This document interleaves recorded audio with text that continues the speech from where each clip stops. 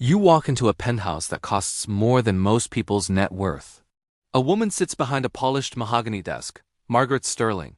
65 years old. Billionaire. Widow. Terrifying. "Tell me why you think you're good enough for my son," she says without looking up. "This isn't a date. This is a casting call. And you're one of 200 women auditioning." Margaret Sterling didn't believe in love. She believed in compatibility, breeding, and mutual benefit. Her son David was 32 years old, handsome, brilliant, completely unsuitable for normal relationships, because he'd never learned to function outside his mother's shadow. So Margaret decided to do what she did with everything else: manage it.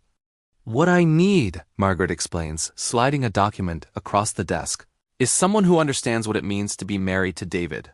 Not because you love him, but because you understand the value of what you'll gain." The contract is 60 pages long. Prenup, behavioral clauses, media training, charity commitments, physical appearance standards, expected social functions, heirs required within 5 years. "You're interviewing women to marry your son?" you ask. Margaret looks up for the first time. "I'm casting the perfect wife." There's a difference. Over the next 6 weeks, Margaret tests the finalists. Psychological evaluation, background check, family history, genetic screening, social media audit, secret recordings during dates with David. The women being tested don't realize they're being tested. David doesn't realize his mother is eliminating women based on her criteria, not his preferences. You advance through rounds because you're intelligent, because you're ambitious, because you check every box on Margaret's impossibly detailed checklist, but something feels wrong. During your 4th date with David, he confesses something. "I don't even like most of the women my mother's been introducing me to, but I don't know how to say no to her.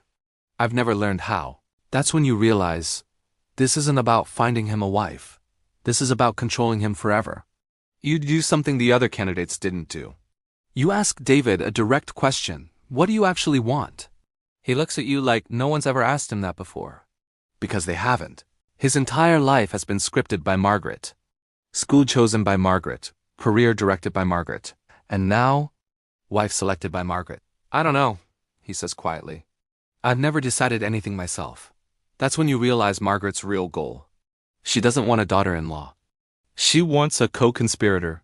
Another woman to help control David, to keep him dependent, to ensure he never leaves her influence. The contract's real purpose: to bind you to her, not to him. You pull out of the auditions. Margaret's assistant calls immediately. "You're in the final 3. The announcement is in 2 weeks. I'm not interested," you say. There's silence. Then Margaret herself calls. "You're the first candidate to walk away," she says. "Why?" "Because your son needs someone to help him become himself, not someone to help you control him." Margaret laughs. Actually laughs. "My dear, you misunderstand. There is no himself without me. I created him. I own him. And whoever marries him will understand that they're marrying me first, him second." "Then he's not actually marriageable," you say. "He's imprisoned." The line goes dead. 2 months later, you see the news. David Sterling married one of the other candidates. The one Margaret selected. You think it's over. Then David DMs you on Instagram with a simple message. "You were right. But I didn't have the courage you had. I married her anyway. And now I'm trapped. Will you help me?"